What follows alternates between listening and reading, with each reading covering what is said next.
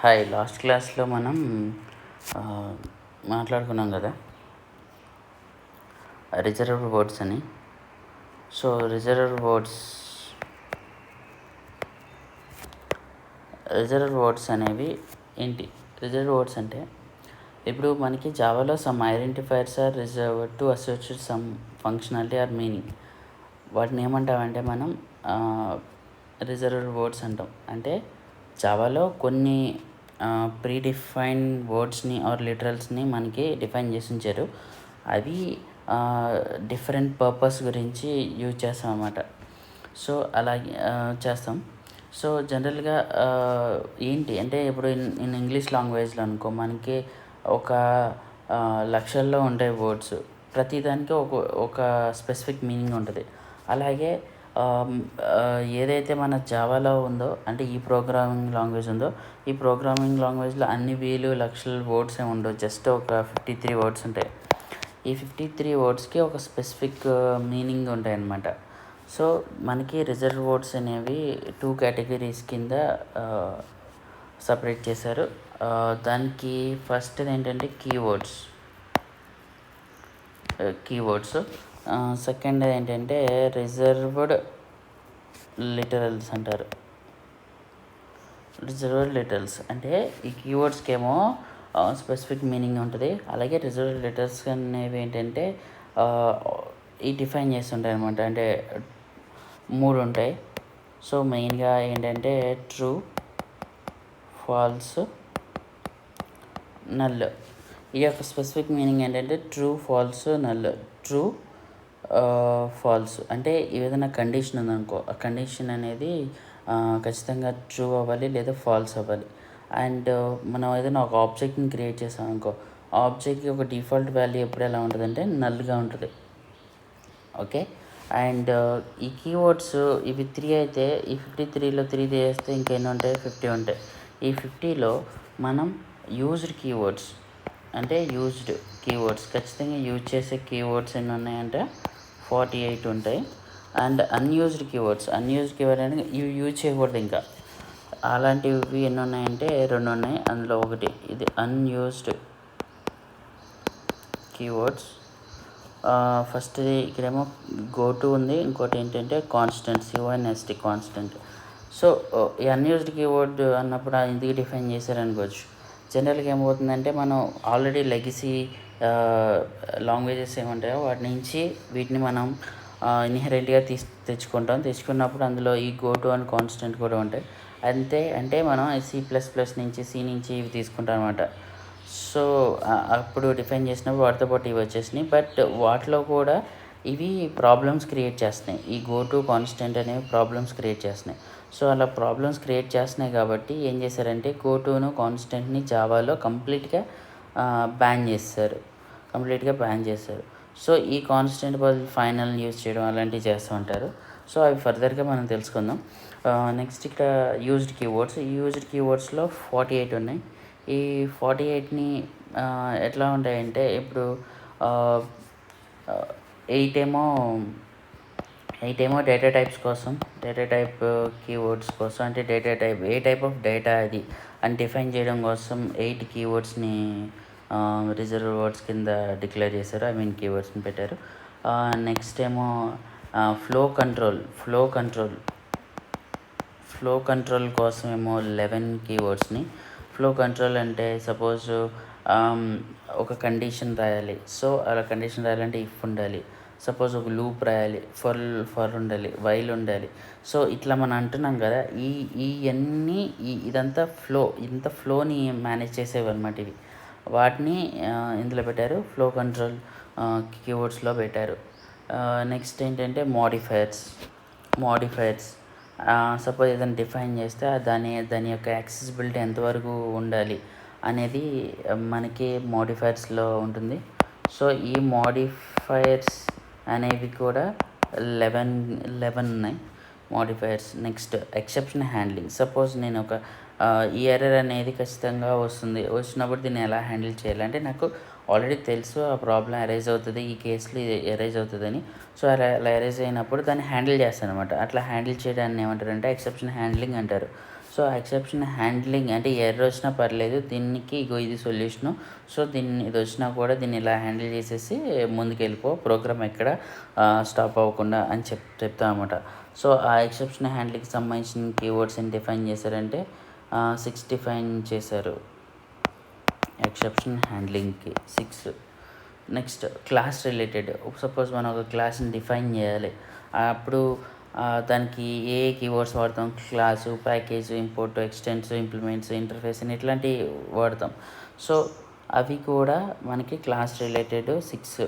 Class related అంతా 6 చేశారు. Next object related. Class define చేసిన తర్వాత ఆబ్జెక్ట్ క్రియేట్ చేస్తాం కదా, ఆబ్జెక్ట్ రిలేటెడ్ కూడా మనకి ఎన్ని ఉంటాయంటే 4 ఉంటాయి. Like new instance of super this, ఇట్లా 4 ఉంటాయి. ఆబ్జెక్ట్ రిలేటెడ్ 4 ఉంటాయి. నెక్స్ట్ ఇంకోటి ఏంటంటే 2 ఉన్నాయి. అవి ఏంటంటే వాయిడ్, నెక్స్ట్ ఈనమ్. సో ఇది ఇప్పుడు మొత్తం కౌంట్ చేస్తే మనకి ఎంత? 8 + 2 10, ఇదొక 10, 20, ఓకే, 26, 22, 48. సో 48 సరిపోయినాయా? సో 48 అంటే ఇప్పుడు మనం ఏం చెప్పొచ్చు, రిజర్వ్ వర్డ్స్ అనేవి 53 అంటే, రిజర్వ్ వర్డ్స్ అంటే ఆ వర్డ్స్ని ఒక స్పెసిఫిక్ పర్పస్ కోసం డిఫైన్ చేశారు, అది 53 ఉంటాయి. అందులో మనకి కీవర్డ్స్ 50 ఉంటాయి. రిజర్వ్డ్ లిటరల్స్ ఎన్ని ఉంటాయి? 3 ఉంటాయి. రిజర్వ్డ్ లిటరల్స్ అంటే ఈ వీటికి ఏమో డిఫరెంట్ మీనింగ్స్ ఎలా ఉంటాయో, లిటరల్స్ కూడా 3 ఉంటాయి. అవి ఏంటంటే true, false, null. True, false అనే జనరల్గా బులియన్ టైప్కి సంబంధించినవి. వేరే లాంగ్వేజ్లో ట్రూ అంటే 1, ఫాల్స్ అంటే 0, బట్ ఇక్కడ అలానే కాదు. బట్ జనరల్గా చెప్తున్నా, ట్రూ, ఫాల్స్, బులియన్ సంబంధించినవి. నల్ అనేది ఏంటంటే డిఫాల్ట్ వాల్యూ ఫర్ ఆబ్జెక్ట్ అనమాట. సో ఇవి 3 ఉన్నాయి. నెక్స్ట్ కీవర్డ్స్లో 50 ఉన్నాయి. అవేమో used keywords 48, unused keywords go to and constant. And used కీవర్డ్స్లో మనం కేటగిరీగా డిఫైన్ చేసిన ఏంటి? డేటా టైప్స్కి ఏమో 8, ఫ్లో కంట్రోల్కి 11, మోడిఫైయర్స్కి ఏమో 11, ఎక్సెప్షన్ హ్యాండ్లింగ్స్ ఏమో 6, క్లాసెస్కి ఏమో 6, ఆబ్జెక్ట్ రిలేటెడ్ ఏమో 4, నెక్స్ట్ వాయిడ్, ఈనమ్, ఈ మొత్తం కలిపి 48 ఉన్నాయి. సరే, ఫస్ట్ డేటా టైప్స్ సంబంధించినవి చూద్దాం. సపోజ్ డేటా టైప్స్ నెక్స్ట్ క్లాస్లో డేటా టైప్స్ అంటే ఏంటో చెప్తాను. అసలు డేటా టైప్స్ ఇది ఏ టైప్ ఆఫ్ డేటా అనేది డిఫైన్ చేయడం కోసం డేటా టైప్స్ ఉంటాయి. సో అందులో జనరల్గా మనకి ఏం చెప్పాను నేను, 8 ఉంటాయి అన్నాను కదా. అందులో ఫస్ట్ ఏంటంటే బైట్, షార్ట్, ఇంట్, లాంగ్, ఫ్లోట్, డబుల్, క్యార్, బులియన్. జనరల్గా ఇవి ఏంటంటే డిఫరెంట్ సైజులు బట్టి, నెంబర్ సిస్టమ్స్ బట్టి, లేదా అది నెంబర్స్ కాకపోతే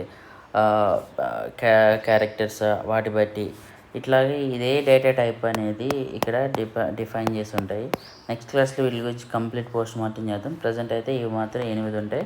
ఆ 8 ఇవి గుర్తుపెట్టుకోవాలి: byte, short, int, long, float, double, char, bullion.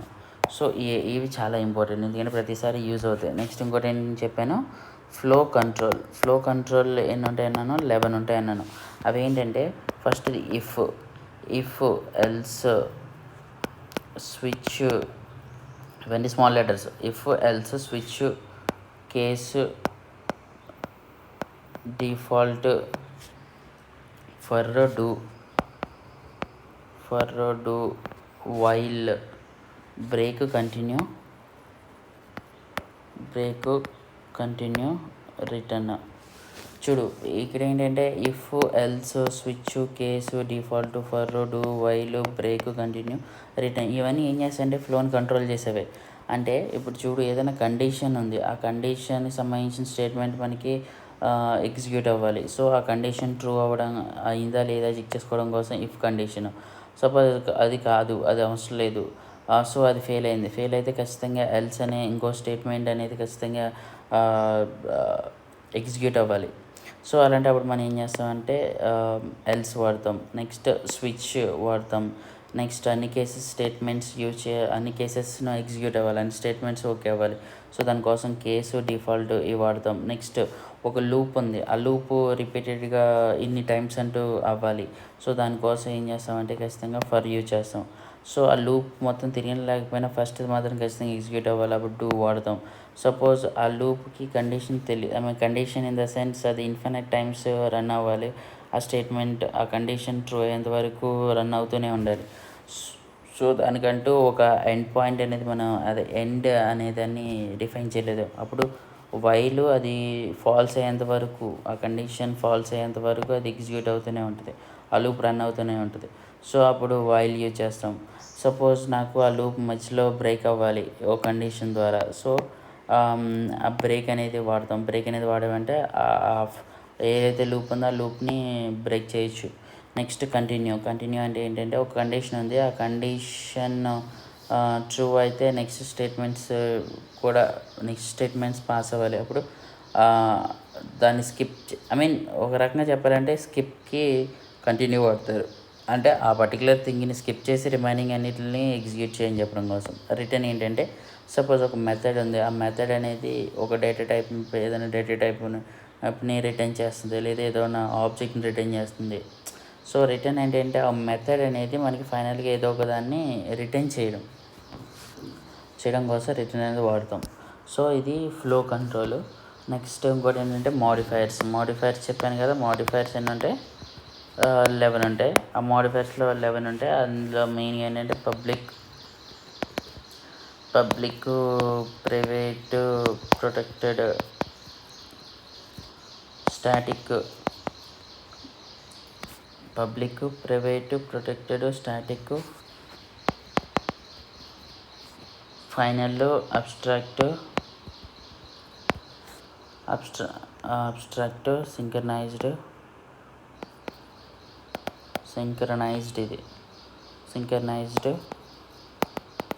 Native, strict FP. ఇది 1.2 వర్షన్లో వచ్చింది. Next transient, next wall tile.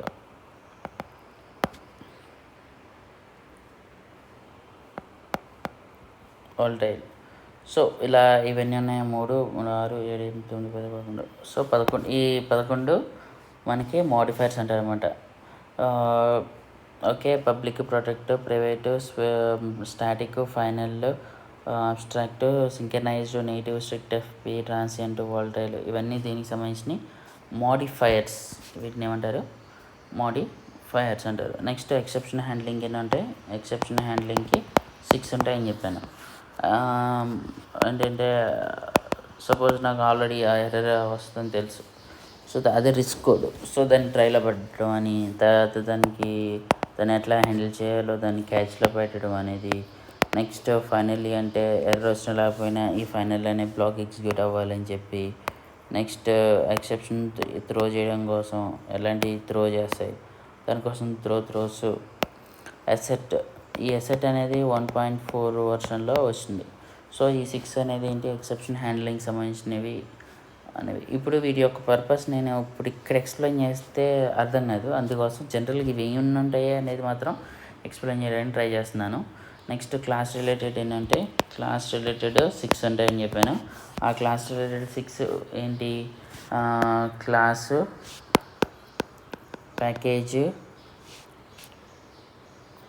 Import, next extend, next implements గుర్తుపెట్టుకుందాం. Next interface.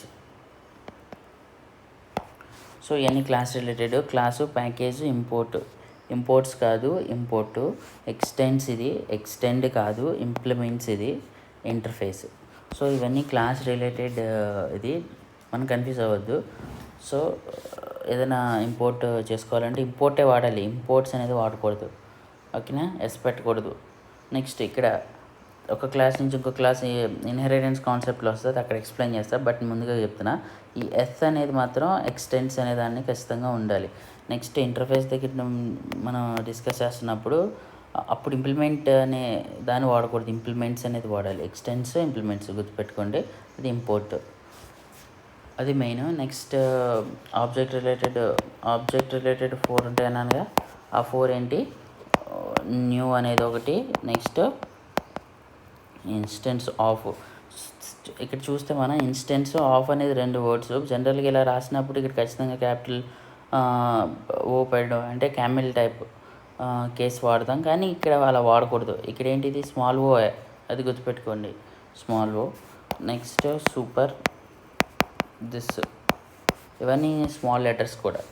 నెక్స్ట్ ఇది అయిపోయింది. నేను లాస్ట్లో ఏం చెప్పాను, వాయిడ్ కీవర్డ్. వాయిడ్ అంటే ఏం లేదు, జనరల్గా ఏంటంటే ఇప్పుడు మనం మెయిన్ మీద రాస్తాం అనుకో, పబ్లిక్ స్టాటిక్ వాయిడ్ మెయిన్ అని రాస్తాం కదా. సో ఇక్కడ వాయిడ్ అని రాయడం వల్ల ఏంటంటే ఇది ఏమి రిటర్న్ చేయదని అర్థం. ఈ మెథడ్ అనేది ఏం రిటర్న్ చేయకపోతే అక్కడ ఖచ్చితంగా వాయిడ్ అని పెడతాం. ఇప్పుడు C++లో అయితే వాయిడ్ అనేది ఆప్షనల్, కానీ C++లో కానీ ఇక్కడ మాత్రం వాయిడ్ అనేది ఆప్షనల్ కాదు, ఖచ్చితంగా రిటర్న్ టైప్ అనేది మనం డిఫైన్ చేయాలి. ఓకే, నెక్స్ట్ వాయిడ్ అయిపోయింది. నెక్స్ట్ ఈనం ఏంటంటే, ఇప్పుడు సపోజ్ నాకు ఒక కాన్స్టెంట్ థింగ్స్ ఉన్నాయి, ఏమంటారు, ఒక గ్రూప్ ఆఫ్ నేమ్డ్ కాన్స్టెంట్స్ ఉన్నాయి. ఆ గ్రూప్ ఆఫ్ కాన్స్టెంట్స్ని మనం విడివిడిగా డిఫైన్ చేసే కన్నా సింపుల్గా ఏం చేయొచ్చు అంటే, మనం ఈనం అని ముందు పెట్టి దానికి ఒక నేమ్ ఇచ్చి ఇలాగా ఫ్లవర్ బ్రాకెట్స్లో వాటిని డిఫైన్ చేయొచ్చు. సపోజ్ మంత్ ఉందనుకో, enum month, Jan, February, March, April, May, June, July, August, September, October, November, December. So ఇట్లా మొత్తం ఇలా పెట్టాను కదా. సో ఇట్లా ఈ పనిని కలిపి మనం డైరెక్ట్గా మంత్ అని ఇక్కడ డిఫైన్ చేయొచ్చు విత్ ద హెల్ప్ ఆఫ్ ఈనం. ఇది 1.5 వర్షన్లో వచ్చింది. సో ఇలా ఇవన్నీ వెరసి మనకి 48 కీవర్డ్స్ కింద వచ్చినాయి. తర్వాత అన్యూజ్డ్ కీవర్డ్స్ అన్నాను కదా. అన్యూజ్డ్ కీవర్డ్స్లో మెయిన్గా ఉండేవి ఏంటి, గోటు ఒకటి, కాన్స్టెంట్ ఒకటి. మెయిన్గా గోటు ఒకటి, CONST కాన్స్టెంట్, ఈ రెండింటిని మనం యూజ్ చేయం. ఇది యూజ్ చేస్తే మనకి కంపల్ టైం ఎర్రర్ వస్తుంది. సో అందుకని కాన్స్టెంట్ ప్లేస్లో మనం ఏం చేస్తామంటే ఫైనల్ అనేదాన్ని డిఫైన్ చేస్తాం. కాన్స్టెంట్ అంటే ఏం లేదు, ఫర్ ఎగ్జాంపుల్ ఏదైనా ఒక వాల్యూని డిఫైన్ చేసాం, పై వాల్యూ ఉంది, పై = 3.14 ఉంది. అది మళ్ళీ ఫ్యూచర్లో ఎక్కడ వాడుకొని ఏం చేస్తారంటే దాని ముందు కాన్స్టెంట్ అని పెట్టేవారు లెగసీ దాంట్లో. బట్ దానివల్ల ప్రాబ్లమ్స్ వస్తున్నాయని చెప్పి ఏం చేశారంటే ఫైనల్ అనేదాన్ని పెట్టారు. ఇప్పుడు ఫైనల్ అని పెట్టి పై పై వాల్యూని అక్కడ డిఫైన్ చేస్తే అప్పుడు ఏమవుతుందంటే ఫ్యూచర్లో మనం పొరపాటున పై వాల్యూ మార్చాలనుకున్నా మార్చలేము. సో దానికోసం ఫైనల్ అనేదాన్ని యూజ్ చేశారు. ఓకే, అంటే అసలు ఎందుకు వచ్చినాయి అంటే ఇవి ఆల్రెడీ ముందుగా చెప్పాను కదా, ఒక వేరే లాంగ్వేజ్ నుంచి ఇట్లా తెచ్చుకున్నప్పుడు ప్రాపర్టీస్ని అప్పుడు ఇవి కూడా వచ్చినాయి. బట్ అక్కడ కూడా ప్రాబ్లమ్సే క్రియేట్ చేసేవి.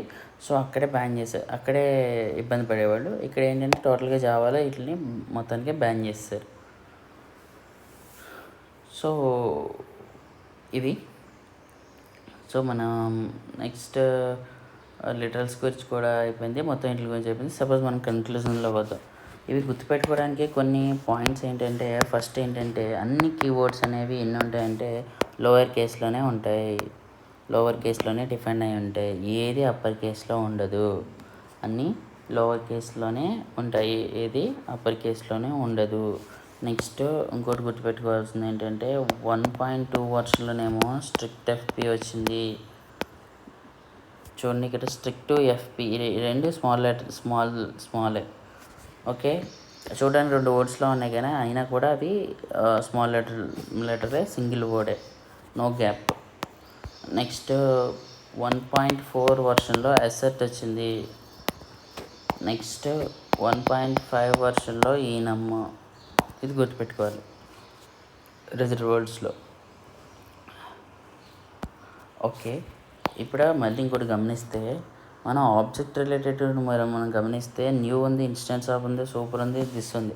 కానీ ఎక్కడ మనకి డిలీట్ కైండ్ ఆఫ్ థింగ్ లేదు. డిలీట్ అనే కీవర్డ్ కానీ అట్లాంటివి ఏమీ లేదు. సో డిలీట్ అనేది లేదు అని అంటే దాని అర్థం ఏంటంటే ఓల్డ్ లాంగ్వేజెస్లో అంటే C++లో ఆల్రెడీ మనం డిలీట్ ఇట్లాంటివి డిఫైన్ చేసి అంటే ఏంటి, ఒక ఆబ్జెక్ట్ క్రియేట్ చేసాం. సపోజ్ ఒక ఆబ్జెక్ట్ క్రియేట్ అయింది, ఆ ఆబ్జెక్ట్కి ఒక రిఫరెన్స్ వేరియబుల్ ఉంది. సపోజ్ 2 రిఫరెన్స్ వేరియబుల్స్ ఒక ఆబ్జెక్ట్కి ఉంది. అయితే తర్వాత ఏమైందంటే ఆ రిఫరెన్స్ వేరియబుల్స్ అనేవి ఆటోమేటిక్గా ఆ ఆబ్జెక్ట్కి లేవు, అంటే 0 అయిపోయింది. అంటే ఇప్పుడు రిఫరెన్స్ వేరియబుల్ కౌంట్ వాల్యూ అంతా 0 అయిపోయింది. సో ఇట్లా 0 అయితే దీన్ని ఏమంటారంటే అన్యూజ్డ్ ఆబ్జెక్టే కదా, దీనివల్ల మనకి ఏం ఉపయోగం లేదు, అనవసరమైన మెమరీ ఇబ్బంది తప్ప.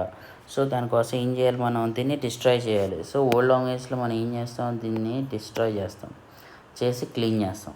కానీ ఇక్కడ మనకి ఏం జరుగుతుందంటే అది మనం చేయవసరం లేదు. ఇక్కడ ఒక స్పెషల్ థింగ్ ఒకటి ఉంది, అదేంటంటే గార్బేజ్ కలెక్టర్ ఉంది. ఆ గార్బేజ్ కలెక్టర్ ఏం చేస్తుందంటే whenever the reference count value is equal to 0, reference variable count value అంతా 0 అయిందంటే that object is eligible for the garbage collection. అప్పుడు గార్బేజ్ కలెక్షన్కే అవుతుంది. అప్పుడు ఏమవుతుందంటే ఫైనలైజ్ అనే ఒక మెథడ్ని కాల్ చేస్తుంది. అది ఏం చేస్తుందంటే ఏదైనా నెట్వర్క్ కనెక్షన్స్ అలాంటివి ఏమైనా ఉంటే అన్నిటిని తీసేసి డేటాబేస్ కనెక్షన్స్ అలాంటివి ఏమైనా ఉంటే అవన్నీ తీసేసేసి మొత్తం క్లీన్ చేసిన తర్వాత అప్పుడు గార్బేజ్ కలెక్టర్ వచ్చి దాన్ని డిస్ట్రాయ్ చేసేసి దాన్ని అది లేకుండా చేసేస్తుంది, అంటే ఆబ్జెక్ట్ లేకుండా చేసేస్తుంది. ఈ ప్రాసెస్ ఇప్పుడు నేను ఏదైతే ప్రాసెస్ చెప్పానో ఈ ప్రాసెస్ అనేది ఆటోమేటిక్గా జావాలో జరుగుతుంది. మనమేమి అంటే డెవలపర్ ఏమి ఇన్వాల్వ్ అయిపోయి దీన్ని ఏం చేయట్లేదు. దానికోసం అంటే ఏంటి, దానివల్ల ఏంటంటే ఏదైతే ఈ డిస్ట్రాయింగ్ సంబంధించిన థింగ్స్ ఏదైతే ఉందో దానికోసం ఎటువంటి కీవర్డ్స్ని డిఫైన్ చేసి లేదు, ఎందుకంటే అది ఒక ఆటోమేటెడ్ ప్రాసెస్. ఓకేనా, సో అదొక కన్క్లూజన్. నెక్స్ట్ ఇప్పుడు మనకి ఆల్రెడీ చెప్పాను కదా, ఇన్స్టెన్స్ ఆఫ్ అని ఉంది. ఇన్స్టెన్స్ ఆఫ్ ఇది స్మాల్ లెటర్, క్యాపిటల్ O కాదు. నెక్స్ట్ స్ట్రిక్ట్ FPలో F అనేది స్మాల్ లెటర్. నెక్స్ట్ CONST, ఇది CONST, నాట్ CONSTANT. సో ఈ CEC అన్నీ స్మాల్ లెటర్సే. బట్ నేను చెప్పేది ఏంటంటే ఈ CONST కాన్స్టెంట్ అని చదివినా కూడా CONSTA అంటే అని రాయకూడదు, CONSTA మాత్రమే. నెక్స్ట్ ఆల్రెడీ చెప్పాను. ఇంకోటి ఏంటంటే సింక్రనైజ్డ్, ఇది సింక్రనైజ్డ్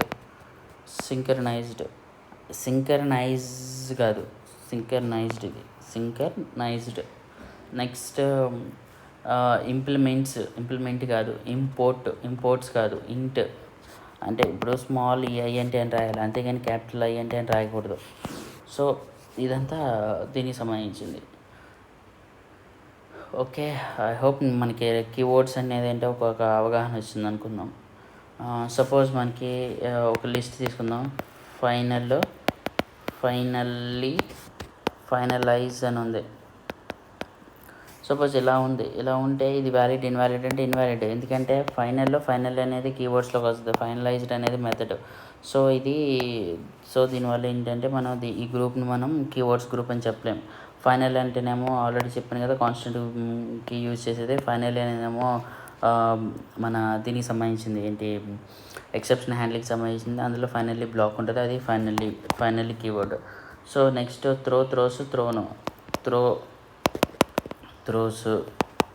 త్రోను. సో ఇక్కడ మనకి గమనిస్తే త్రోన్ అనేది ఏమి లేదు, కానీ త్రోస్ అనేది దేనికి సంబంధించింది, ఎక్సెప్షన్ హ్యాండ్లింగ్కి సంబంధించింది. ఈ త్రోస్ ఉండడం, త్రోన్ అనేది లేదు కాబట్టి ఇది ఒక ఇన్వాలిడ్ గ్రూప్ అవుతుంది. నెక్స్ట్ మూడోది బ్రేక్, కంటిన్యూ, రిటర్న్, ఎగ్జిట్. ఇప్పుడు బ్రేక్, కంటిన్యూ, రిటర్న్ ఈ 3 కీవర్డ్సే, బట్ ఎగ్జిట్ అనేది ఏది లేదు కాబట్టి అది రిజర్వ్ వర్డ్ కాదు కాబట్టి ఈ గ్రూప్ కూడా కాదు. Next fourth go to CONSTANT అని ఇలా ఉందనుకో, గో టు అనేది రిజర్వ్ వర్డే కానీ CONSTANT అనేది లేదు, సో ఇది రిజర్వ్ వర్డ్ కాదు. Next fifth byte short int. Suppose byte short integer అని ఇలా ఉందనుకో, ఇంటీజర్ నుండి లాంగ్ అని ఉందనుకో, ఇది లాంగ్, షార్ట్, బైట్ ఇవన్నీ data types reserved words. But integer అనేది వ్యాపర్ క్లాస్ అవుతుంది కానీ ఇది కీవర్డ్లోకి రాదు. సో దానివల్ల ఏమవుతుందంటే దాన్ని ఇది ఇది ఈ గ్రూపు కీవర్డ్స్ గ్రూప్లోకి రాదు. సపోజ్ ఎక్స్టెండ్స్, ఇంప్లిమెంట్స్, ఇంపోర్ట్స్ అని ఇలా ఉంది. సో మనకి ఎక్స్టెండ్స్ అనేది ఉంది, ఇంప్లిమెంట్స్ అనేది ఉంది, కానీ ఇంపోర్ట్స్ అనేది లేదు. సో ఇది ఇంపోర్ట్స్ కాబట్టి ఇది invalid. So next suppose finalize అని ఒకటి ఉంది. నెక్స్ట్ సింక్రనైజ్డ్ అని ఒకటి ఉంది. సో సింక్రనైజ్డ్ అనేది కీవర్డే, బట్ ఫైనలైజ్ అనేది మెథడ్ అది. సో దానివల్ల ఏమవుతుందంటే ఇది కూడా కాదు. Next 8th instance of size of అని ఇలా ఉందనుకో, అసలు సైజ్ ఆఫ్ అనేదే లేదు. సైజ్ ఆఫ్ అనేది రిజర్వ్ వర్డ్లో లేదు కాబట్టి అది రాదు. నెక్స్ట్ మనం ఆబ్జెక్ట్ వైజ్ చూస్తే న్యూ, డిలీట్ అని ఇలా ఉంది. అలా డిలీట్ అనే కీవర్డ్ లేదు, ఓన్లీ న్యూ అనే కీవర్డ్ ఉంది ఆబ్జెక్ట్ క్రియేషన్కి. సో ఇది కూడా కాదు. ఓకే, సో నేను ఈ ఎగ్జాంపుల్ కూడా మనకేం అర్థమైందంటే ఏది అంటే చూడడానికి అవి రిజర్వ్ వర్డ్స్లా ఉన్నా కూడా అవి రిజర్వ్ వర్డ్స్ కాదు అని చెప్పడం కోసం నా ఉద్దేశం. అందుకోసం ఈ ఎగ్జాంపుల్ చెప్పా. Okay, and these are the reserve words. Thank you. Next క్లాస్లో మనం డేటా టైప్స్ గురించి ఎక్స్ప్లెయిన్ చేద్దాం. ఐ హోప్ మీకు ఇదంతా అర్థమైందని ఆశిస్తున్నాను. Thank you.